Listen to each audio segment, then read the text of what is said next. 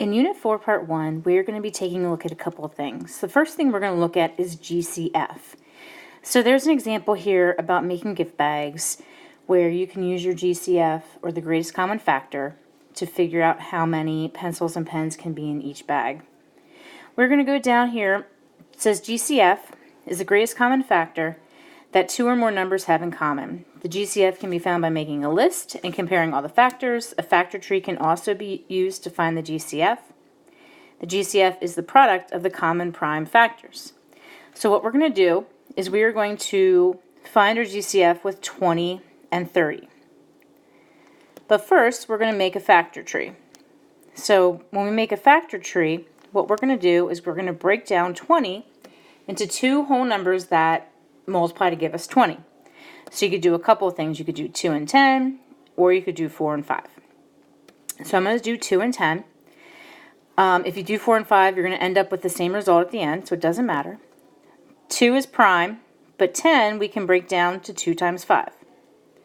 So if we look at 20, it's really saying that we have 2 times 2 times 5. And it makes sense because 2 times 2 is 4, 4 times 5 is 20. Alright, so now we're going to factor out our 30. So same thing, I'm going to break it down. So we could do a couple of things, 3 and 10, 6 and 5, 2 and 15, it really doesn't matter. I'm going to pick 6 and 5. 5 is prime, but 6 we can break down to 2 times 3.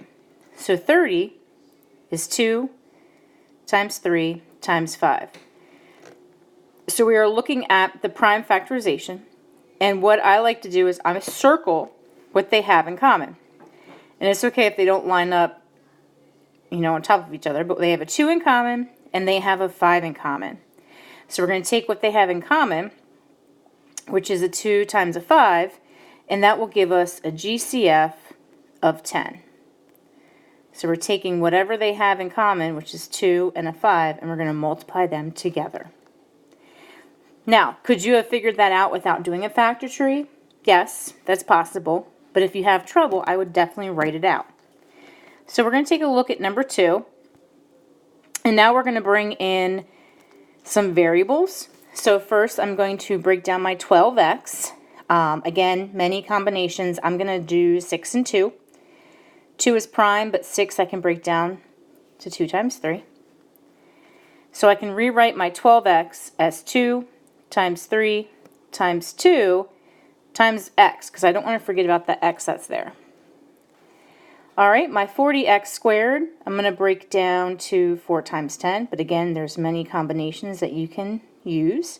4 breaks down to 2 and 2, and 10 breaks down to 2 and 5.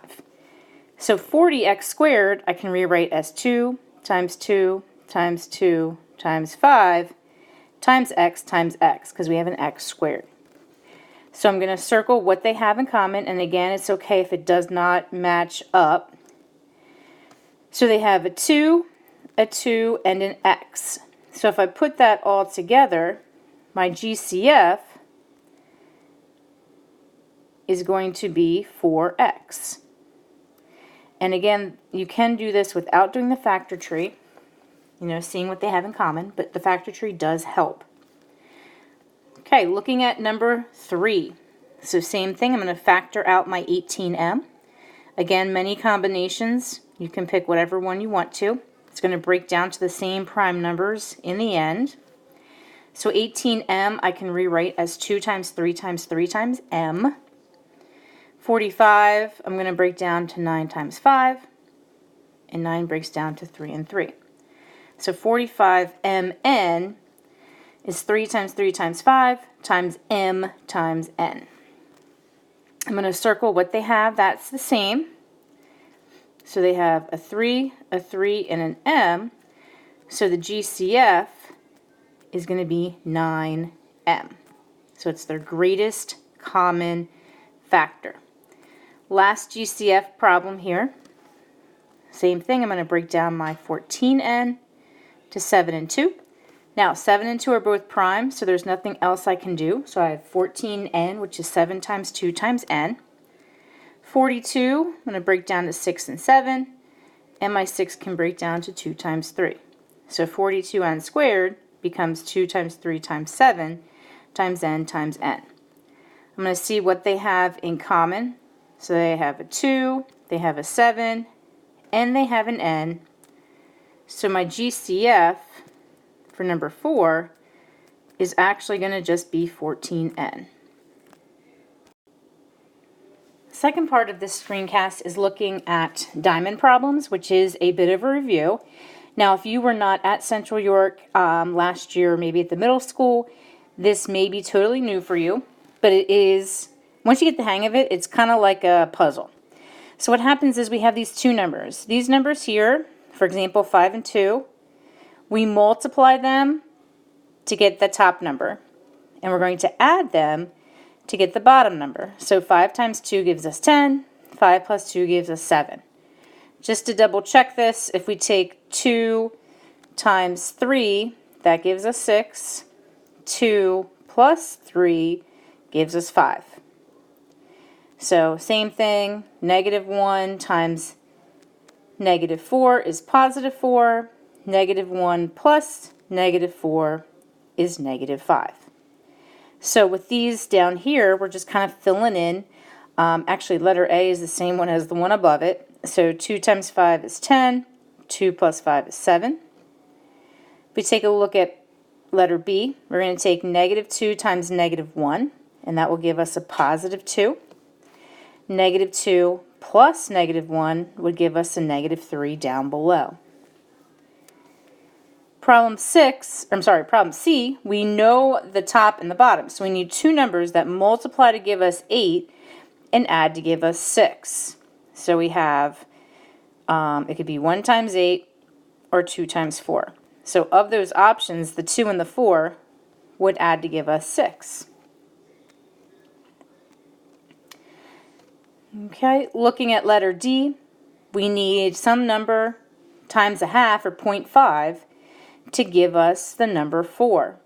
So instead of taking these two pieces and multiplying, we can work backwards and take what we know, our 4 and our half, and we can divide them.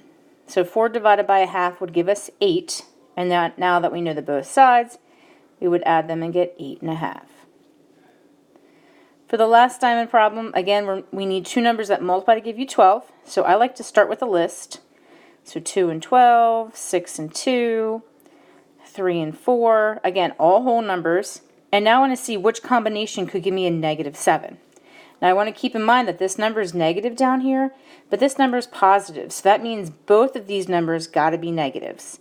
So -3 and -4 would work because they'd multiply to give us +12, but add to give us -7.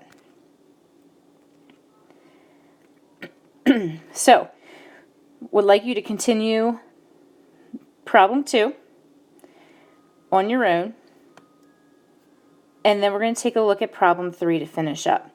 So what we're going to get into with problem 3, is kind of working backwards. So we've talked about finding the outside pieces and multiplying to get the inside pieces, but now we're going to go the opposite direction.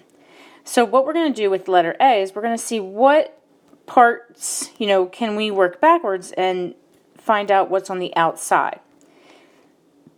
So if I focus on this part here, I have 16x squared. I know out here is 8x. I need to find out what here times 8x gives me 16x squared. Well, if I think about doing the opposite and divide, 16x squared divided by 8x would give me a 2x. So 2x times 8x gives me 16x squared. Okay, we know that this side's 8x, and this side's 1, so this together is going to give us 8x there. And then working backwards, we've got to figure out what's going here. But we know whatever's going to be here times 1 gives us 1. So that's also going to be a 1 out here. So I'm going to erase this. This is going to be a 1, and then we can fill in the rest with our 2x. So we're kind of working to find the outside instead of finding the inside. So same thing, I'm going to focus on this one column first and see what they have in common. Well, 2x squared and 3x have an x in common. That is it. If I work backwards, I can figure out, okay, what times x is 3x? Well, that's going to be 3. And then down here, what times 3 is 15? Well, that was going to be 5. And then to finish it off, we'll have our 2x. So we're working backwards. Same thing with this last one. We're looking to see what they have in common. So they both have a 3, and they both have at least a y. So we can work backwards and say there's a y minus 4 left over. So we're going to get into factoring when I get back. But this is just kind of a preview and just reviewing diamond problems, which we're going to be very helpful when we do factoring.